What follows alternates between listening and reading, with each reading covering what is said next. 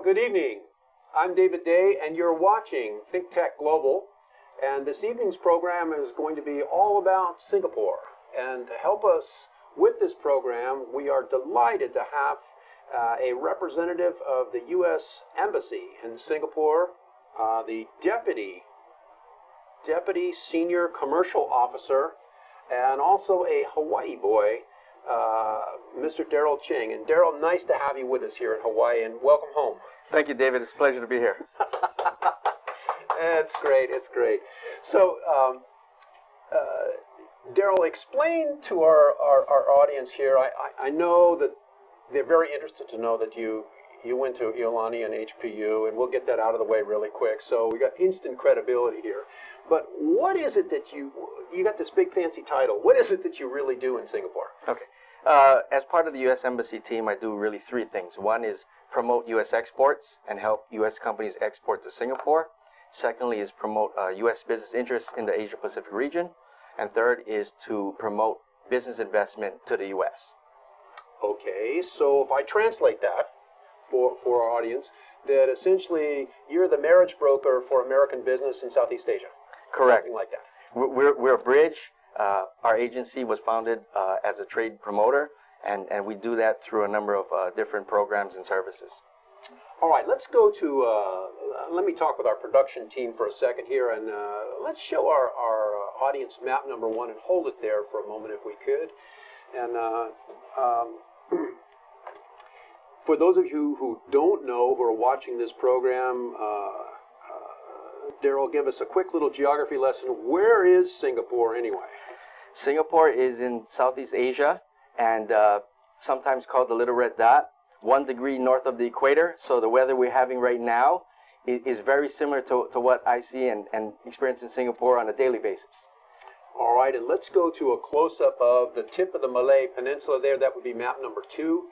And here we see in the light yellow the island of Singapore, which is, how about let's compare that to the island of Oahu. Do you know roughly? Singapore, roughly 240 square miles, population of more than 5 million. So half to a third the size of the island of Oahu with 5 times the population. Exactly.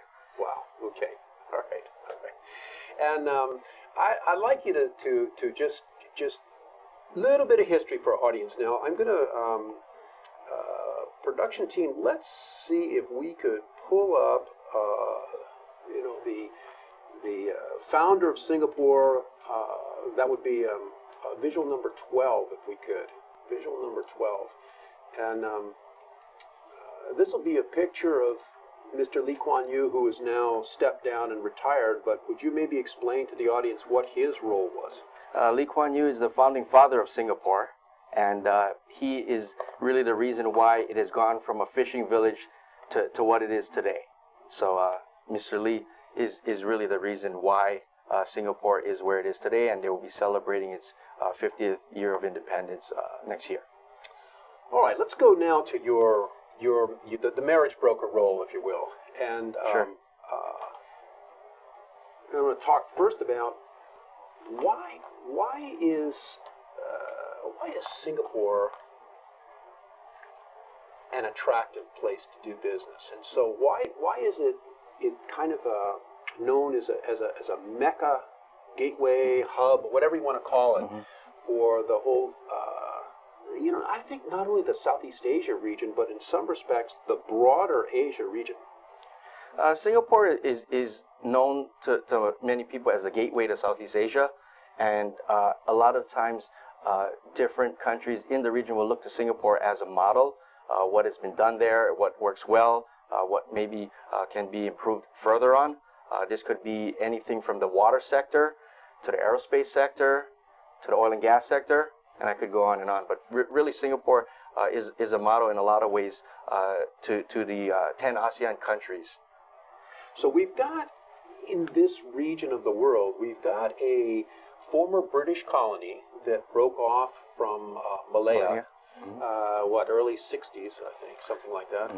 And they have formed this incredible business platform that cuts across, not only from a business strength, But I gather what you're saying is that Singapore is really a regional leader in terms of economics, yes? Yes. And political leadership in the region? Yes. It is a different model than some of the neighboring countries, but it's often looked at, in a lot of ways because what it has done in such a short amount of time. A lot of times, it is said that Singapore punches well above its weight. And for the U.S., the U.S.-Singapore partnership continues to grow and develop. Well, let's talk about that for a minute. So what is this partnership between the United States and Singapore? Singapore is our 17th largest trading partner, our 13th largest export market. You're talking about an island that's half the size of Oahu, is the 17th largest trading partner in the world. Now, that surpasses a number of countries in Europe, right? Exactly. And also, I would note that, the U.S. and Singapore signed a free trade agreement, 9 years, celebrating 10 years this year. And that has been really the cornerstone and really a mechanism for the trade to flourish. And Dэрrel, that free trade agreement that was executed between the United States and Singapore, that was, I believe, the first free trade agreement between the United States and any Asian country. Correct. Is that right? That's correct. So there is a unbelievable business tie between these two countries. A tremendous business tie. So what is the free trade agreement like? It's kind of a general term. So in general terms, it opened the market in a lot of areas. One example is the banking sector. Also for some of the medical device companies, also the transportation companies. With all of that, there has been developments on U.S. products and services being able to flow more freely to Singapore and throughout the region. So if we shift from the economic realm into the for a moment into the security realm in the region, what kind of role does Singapore play in terms of security in the Asia Pacific region or ASEAN region? Singapore is a very strategic location within ASEAN because a lot of the shipping lanes actually passes through ASEAN. Let's go back, production team, to map number 1 so we can illustrate what Dэрrel is talking about here. And so the shipping lane that comes down through the Straits of Malacca, there between the Indonesian island of Sumatra, I believe. I can't. My memory doesn't serve me correctly. And then wraps around, and then Singapore, and then heads back up through the South China Sea. Well, ASEAN holds geostrategic importance because half of the global ship tonnage transits through the ASEAN sea lanes each year, and in Singapore itself, a third of the world ship trade and half of the world's oil trade passes through. Huge. So it's kind of like the old real estate thing we've heard in Hawaii here all the time. Location. Location. Exactly. Location, right? All right. Well, let's talk a little bit about Singapore's relationship with its neighbors, because I know a lot of business people, they see this little tiny island and it's surrounded by these giant countries, like Indonesia and Malaysia. So let's talk about Malaysia first. What's the relationship like between Singapore and its former mother country, Malaya, now called Malaysia? What's their relationship? There's a lot of trade that happens between Singapore and Malaysia. The most recent project that was announced is the high-speed rail that will take place between Singapore and Malaysia. And the rail connecting all the way to Kuala Lumpur. Kuala Lumpur. Yeah, exactly. And so, who's building that? It would be a joint project between Singapore and Malaysia. They're talking about where the stops will be. Okay. Let's go over to Indonesia now. The other big big brother or sister on Singapore's border. What's the relationship like between Indonesia and Singapore? Singapore and Indonesia have a lot of economic ties, and a lot of companies do a lot of business back and forth. Some of the larger Indonesian companies have a presence in Singapore as well, so that continues to flourish. It will be interesting to see what will happen now with the newly elected regime in Indonesia and how that will help kickstart things back in Indonesia. Let's talk about that for a moment. This new election of the new president, Jokowi, in Indonesia. How do you see that as impacting business or trade between the two countries? Do you have any feel for that? Actually, from the trade side, Singapore is an important gateway for Southeast Asia, and Indonesia, with its large population, will continue to be an important market, not only for the U.S., but also for the region. In ASEAN, there are over 600 million people, growing middle class, and we see that as being a real opportunity for U.S. companies across sectors. Dэрrel, we don't have time to hit every single other country and in the region, their relationship with Singapore, but let's talk about two other big ones for a second here. Sure. Let's talk about what's happened between China and Singapore business trade-wise. What's that picture look like? China and Singapore relations go back a long way, and there have been a few government-to-government projects that are quite well known. The first one back in the 90s, which was the Suzhou Industrial Park, that was followed by the Tianjin Eco City, and then now they're talking about the third Singapore-China project. And from what I understand, 3 cities are in the running, and it will really depend on which city makes the most sense for both countries. And India, rising power.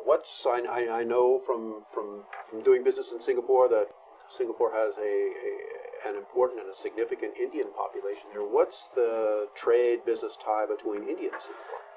Actually, I'm not well versed in that area, but I do know that the Indian population has been doing a lot more, with Singapore and with India. A lot of the U.S. companies that are located in Singapore, totaling some 3,500. Many of them also cover that market from Singapore as well. Okay, so the picture that you painted right before we go to a commercial break here is we've got this little island, and they got a lot of people, very little land, but they've got these amazing trade relationships with the United States, the bordering countries, the big players, China and India. And so, does that make Singapore something of a place that you go to set up to then get into the region? Actually, Singapore is now in a lot of sectors, developing itself as the world leader. So I gave the example earlier about the water sector. That is one sector that Singapore has become a world leader. It now has its own homegrown company called Hyflux that is involved with the desalination side of water. And originally Singapore was doing it primarily for survival. And now it has gone to sustainability, and now it has become a world leader, not only in the water reuse side of it, but developing technologies that will benefit, the world. So if I have a company that wants to get into some of the other Asian countries, Vietnam, Myanmar, Indonesia, does Singapore make sense as a place to start? Singapore is a great place to actually have a sounding board, but I wouldn't necessarily limit it and say you have to start in Singapore to get to some of these neighboring countries. A lot of times the ASEAN countries will look to Singapore and what's happening in Singapore as a model and study that. We're going to take a break now, and ladies and gentlemen, when we come back after the break, we're going to talk further with Dэрrel Ching about some of the interesting shifts in business that have been taken in Singapore, and some of the challenges to operating in that country, as well as some more of the advantages. So stay with us. We'll see you on the other side of the break. Hi, I'm Donna Blanchard. I'm the host of Center Stage here on the Think Tech Digital Series.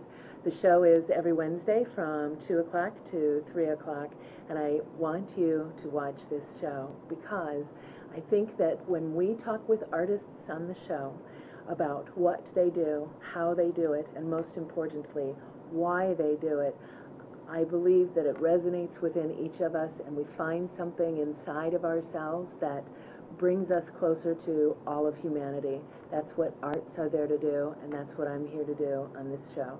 That's Center Stage. It's on every Wednesday from 2 to 3 o'clock. I hope to see you there. We're back. You're watching Think Tech Global, and this evening's program is all about Singapore. And we've got with us Mr. Dэрrel Ching, the Deputy Senior Commercial Officer from the U.S. Embassy in Singapore, with us here. And if you're just joined this program, Dэрrel was talking about the trade relationships and the expertise that Singapore has developed in a number of different sectors. And you know, let's talk a little bit before we get into some more of the why Singapore. Dэрrel, let's talk about the some of the, in your experience, some of the challenges that American business people have in getting set up and getting underway in Singapore. Let's handle those or talk about those now. You know? Okay. And so maybe a place to start is on the cost side of things. Okay. So what's your view of this? Too expensive for a little business now? Actually, I'll start off with a positive first. So Singapore is one of the easiest places to set up a business. Okay, all right. And then taking it a step further, because Singapore, why is it so easy? Because the government actually has you know, such a great structure put in place that a business could just go online and you know, register and be basically up and running very quickly. Okay. Now going to the part about doing business, Singapore is an easy and a great place to do business. However, most recently, there's a lot more competition there for U.S. companies. So when we talk about competition, we talk about pricing. Okay. Okay. So stiff price competition, margins are not as big as they used to be, but the U.S. companies are still very well known for its quality and innovation. And the competition in Singapore, why is it so intense? Because Singapore is such an open market that many countries can bring in their products and services very easily. So when we talk about China, for example, U.S. companies, when we talk about machinery or parts and other things, you know, they're facing some stiff competition on the pricing side. What's the situation in Singapore? And I want to ask you about the labor challenge, finding good employees. But I guess before we get to employees, we better talk about finding the right people to do business with.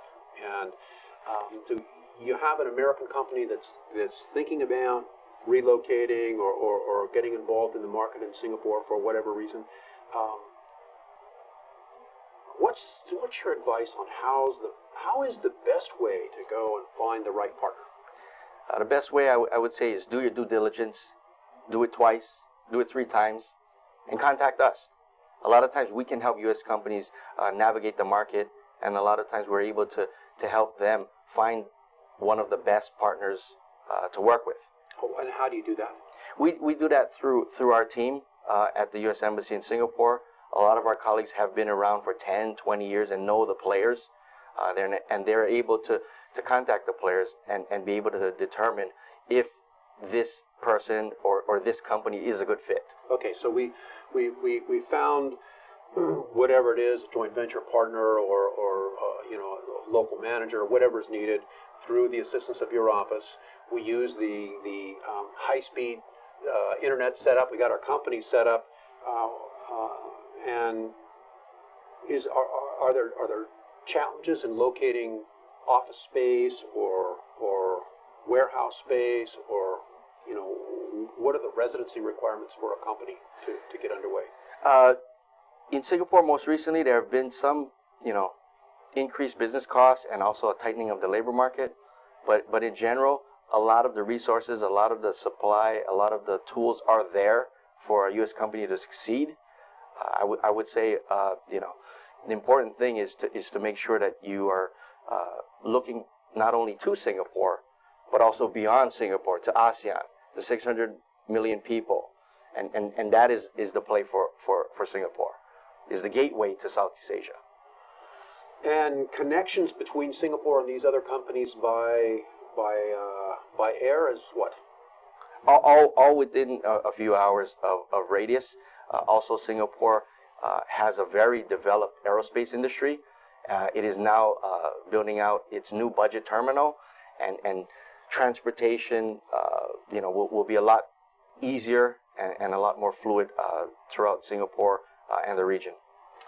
Is this you talked about this, the labor situation tightening up, and how does that tie in with and let me ask you, talk a little bit about the overall demographic challenge that Singapore is dealing with. What's the relationship between those, or what is the demographic challenge that Singapore is facing?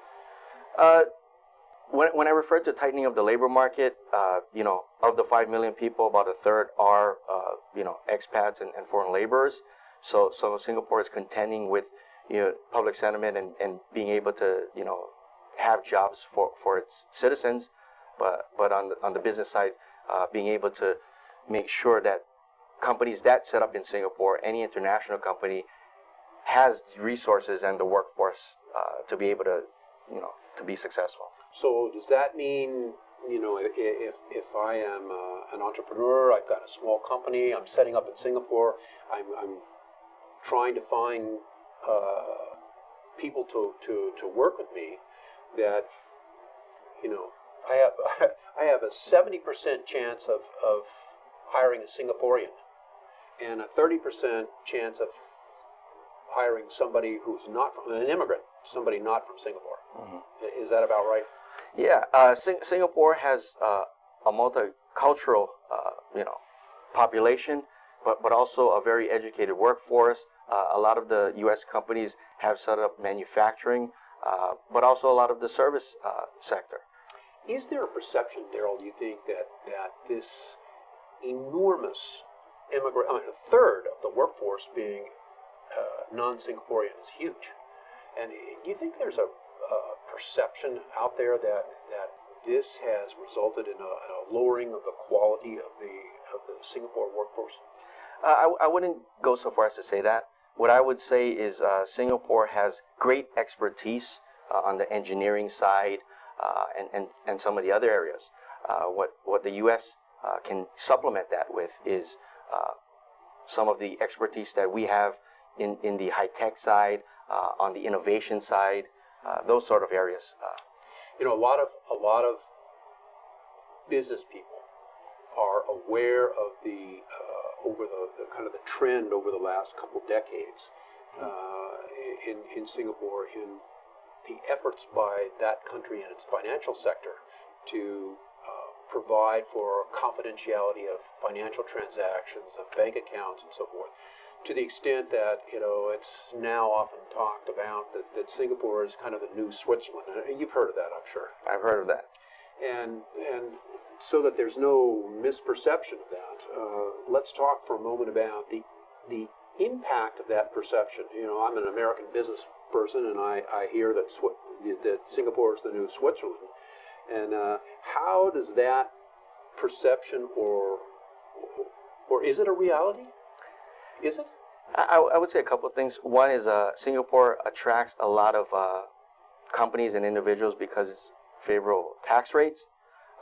On the U.S. side, I would say that our colleagues in the Treasury Department and our teammate at the U.S. Embassy in Singapore are following that very closely. Also working with the American Chamber of Commerce on trying to make sure that the playing field is level for U.S. companies. Well, I guess what I'm really getting at here is this. If I buy into that perception that Singapore is a secret, confidential place to park money, and I am an American citizen or an American resident, given this relatively new FATCA law that was passed, am I operating with a misperception as to my own company's secrecy of its bank accounts? In other words, under this new FATCA law, does Singapore playing along with the U.S. government? I would say yes, in general. Singapore is a partner of the U.S. and it realizes that it needs to also be a place where U.S. companies and U.S. institutions feel confident in what they're doing there. And like I mentioned, our Treasury colleagues and our American Chamber of Commerce have been following this very closely. So, ladies and gentlemen, if you're listening to what he's saying, what he's really saying is just because Singapore has a perception of being like Switzerland, don't step into the bucket naively and think that the foreign bank account reporting requirements of the Singapore banking institutions will not apply to you, because they will if you're an American citizen or resident. And the same thing for the Foreign Corrupt Practices Act. Absolutely. A lot of times, the U.S. now is perceived as the gold standard. Where in the past, we sometimes looked at it as, an impediment, but now, the talk is that, now it is really the gold standard. And, and talking about the gold standard in terms of corruption, do you happen to know where Singapore ranks in terms of the perception of corruption? We just issued our updated country commercial guide, and in that we state virtually no corruption. And also I would reference that the American Chamber of Commerce and the U.S. Chamber released an ASEAN Business Outlook report, and that spoke about corruption remaining to be an issue throughout ASEAN, except in Singapore and Brunei. I have in my career, I have had a lot of dealings with attempted corruption, especially in Asia. And what I've noticed, Dэрrel, over the years is that consistently Singapore has been rated as a cleaner place to do business than the United States. True? Well, I would say Singapore prides itself. It prides itself, yeah. On that, and that is why it is and continues to be a gateway to Southeast Asia. What about this whole topic of business intelligence? It seems to me that the government of Singapore is on it, meaning that they seem to know what deals are not going to make it, which deals are going to go through, and I wonder, have you had complaints from business people that the government of Singapore is somehow very intrusive into their personal affairs or their business affairs, and is obtaining business information or business intelligence? I personally have not heard that, but I do know that there are a number of Singapore agencies that are very much in tune with what's happening not only in Singapore, but throughout the world. And they are at the forefront of different industries. So some of their government entities do pick and focus on different industries for companies physically located in Singapore, but also helping the Singapore companies expand overseas. I think the audience can appreciate a expertise or developing a kind of a cutting edge in aerospace. Mm-hmm. One of the things you mentioned earlier in the program that I thought is very fascinating is that Singapore's whole focus on water. And why is that? It all started with survival. So they needed to make sure that they had enough water for their population, enough water for their businesses. Then it went to sustainability. And to diversify their water portfolio, they went into certain areas. Desalination is one. Also, reuse and recycling. They catch every drop and they recycle and reuse water a couple of times. I noticed that in Singapore that the drainage system looks like it's been designed by Apple Computer, which is exactly the point that you're making. Is that you're right? That it runs off the roof and they catch every little drop. But why are they? Doesn't Singapore have any natural springs or wells? They have reservoirs. They don't actually have these other things. So they either got to pipe it in or catch it. And some of it is piped in from Malaysia. I would add that U.S. expertise has helped them develop. So Orange County was awarded the Lee Kuan Yew Water Prize at the Singapore International Water Week. And, we can say from the U.S. that we were part of that success. What did Orange County contribute to the technology? I'm curious. Some of that was their expertise and how they marketed it and what they did in Orange County. Well, we're going to take a break, and we're going to come back with some more fascinating tips and advice from Mr. Dэрrel Ching from the U.S. Embassy in Singapore. We'll be back right after the break. Stay with us. Hi, I'm Jay Fidel. That's Ted Ralston. You know, Ted is the host of Where the Road Leads. It shows every Friday from 4 to 5 p.m. It's about technology. It's about how people collaborating and solve problems with modern technology. It's where the road leads. We all know that. We should all be listening. Join us there, 4 to 5 p.m. every Friday. Now, what about that do you agree with? All of it. I knew he'd say that. Aloha. Say aloha. Aloha. Good. We're back. We are live, and we're here. It's Think Tech Global. I'm David Day, and our special guest, all the way from, I don't know what it's, Hawaii Kai or Singapore. This is Mr. Dэрrel Ching from the U.S. Embassy in Singapore, and we've been having a firecracker of a discussion about not only about business in Singapore, but issues of importance to the business community looking at Singapore. And I guess, you know, in the earlier part of this program, Dэрrel, you mentioned that Singapore has really evolved, and I guess it's part of a strategic plan to be a gateway, a hub for finances, for business, and in a lot of ways for the economics of the ASEAN region, if not into Asia. And so you mentioned that she hits way above her weight in terms of business firepower. And I want to remind the audience, in case you just joined us, that and I'd like you to repeat it. Compare Singapore to the island of Oahu one more time, Dэрrel, because you got to get this. You got to get this. Singapore, roughly 240 square miles, population of 5 million, and it's our 13th largest export market and our 17th largest trading partner. And it's 1/3 the size of the island of Oahu. Yes? It's incredible. It's an incredibly interesting country, multicultural to the max, very similar to Hawaii, but plays, you know, a very unique role.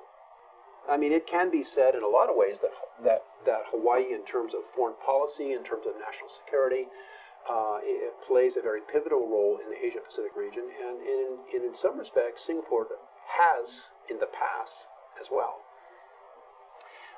And so let's do a little bit of a shift into the area of geopolitics a little bit, and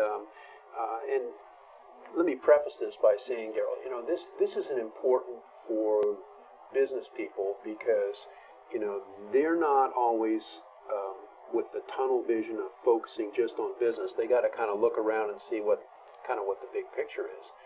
And what we've seen in recent times is that we have the rise of China. Mm-hmm. And so what you've said is that Singapore has been closely tied in with China. They've built these industrial parks, and then there's a third one that's in the planning stage.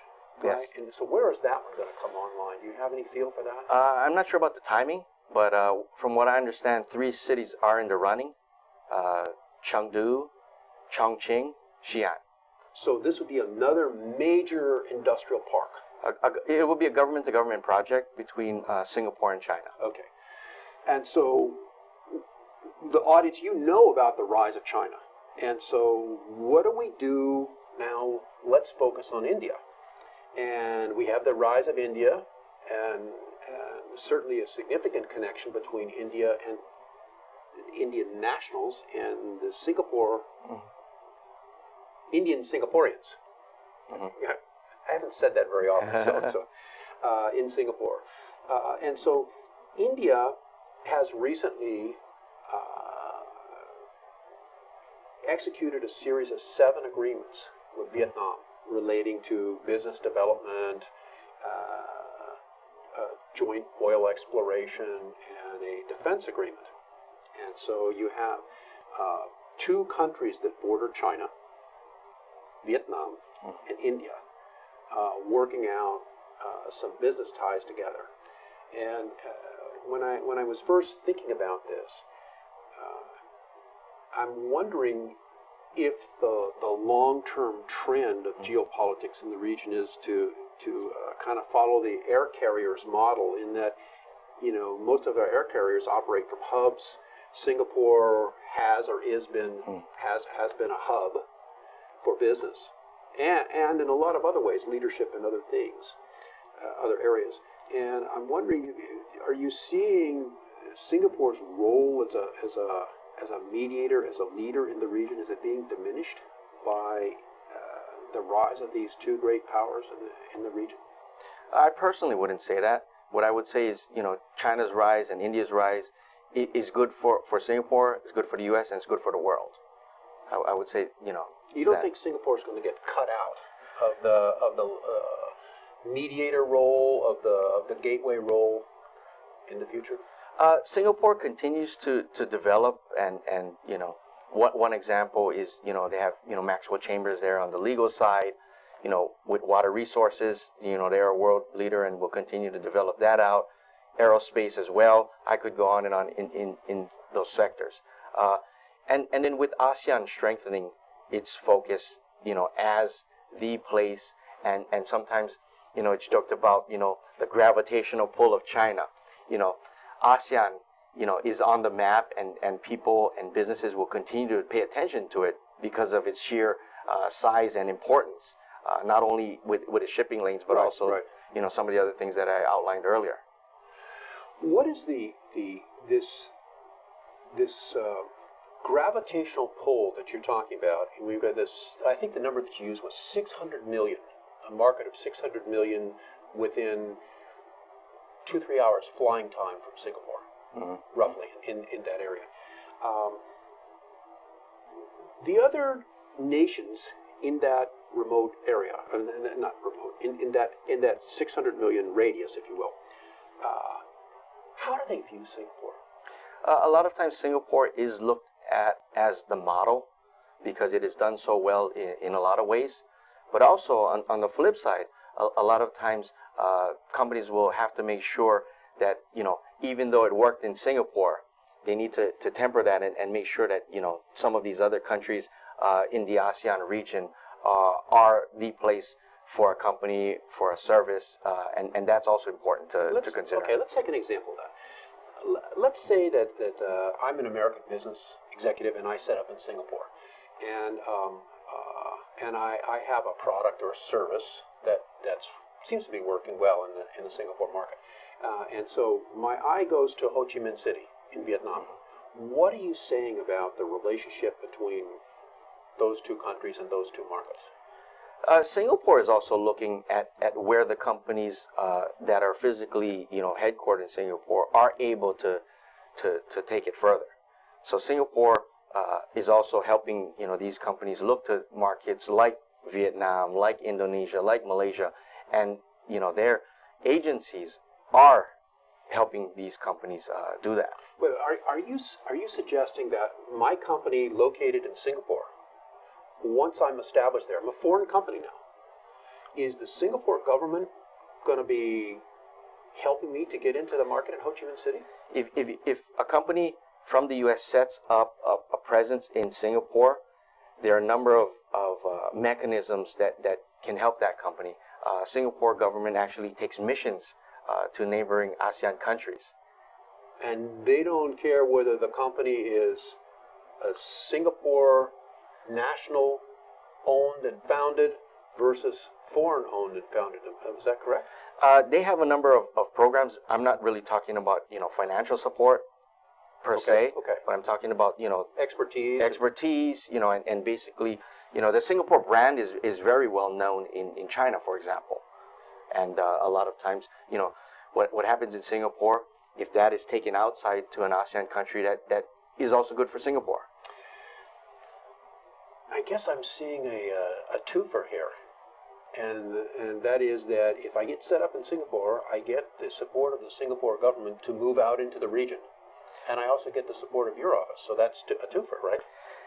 Yes, and we are also very much active with two of our partner agencies. Well, not really, two of our partners. One being the American Chamber of Commerce, and the other being the U.S. ASEAN Business Council. Those entities actually help the U.S. companies in the region as well. You know, Dэрrel, let's do this. We're coming down the home stretch of this program, and I'd like you to talk for a minute to the audience about, based on your experience helping American business get into Singapore or Singaporean companies exporting into the U.S., and I know they've had experience in other Asian countries, in Taiwan and China, but let's focus on Singapore now. What are the key business tips or advice that you would give a company looking to get underway in Singapore, whether they're selling products or services? What advice would you give? I would say, look to Singapore. It punches well above its weight, but also look at the 10 ASEAN countries as a whole as well, and that will give you the momentum to use Singapore as the gateway to ASEAN. And the biggest challenges that you see American companies facing coming into the Singapore market? I mentioned a little bit about tough competition, pricing, but on the other hand, U.S. companies continue to be well respected for its expertise, high quality, and innovation. Last topic. And I get to raise this topic because I'm a lawyer. Okay. Disputes, problems, intellectual property problems, arbitrations, mediations. Where does Singapore fit in the great judicial puzzle in terms of assisting businesses resolving problems? I mentioned Maxwell Chambers, and right. From what I understand, they have been able to receive and enforce judgments in as far as China. So Singapore, it does so very well in being an international hub in a lot of the sectors. I think on the legal side, it will continue to play a very important role. So what you're saying is that you have a dispute with a company in China, intellectual property, whatever, and if that dispute is subject to arbitration in Singapore at Maxwell Chambers or one of the other dispute resolution operations in Singapore, that Singapore has developed sufficient firepower to be able to enforce the decision even in China. And I think it also goes to the fact that Singapore is world respected, and also has the expertise, and is sometimes known as the neutral and level playing field. I guess that's all part of the design or the strategy that was established way back when of this little island country becoming kind of the Asia's neutral Switzerland kind of picture. Well, we are about out of time here, Dэрrel, and any last thoughts or comments before we have to sign off? No, thank you for having me. It was a real pleasure to be here, and I look forward to hearing about more U.S. companies coming out to Singapore and ASEAN. I'm sure there will be. Ladies and gentlemen, you've been watching Think Tech Global. I'm David Dei, and our topic here this evening has been Singapore, business nightmare, or Mecca. I think we come out on the Mecca side pretty clearly. And our special guest, Mr. Dэрrel Ching from the U.S. Embassy in Singapore. Thank you so much, and we hope to have you back here in Hawaii again. Thank you. It's been a pleasure. Good night. Have a safe drive home.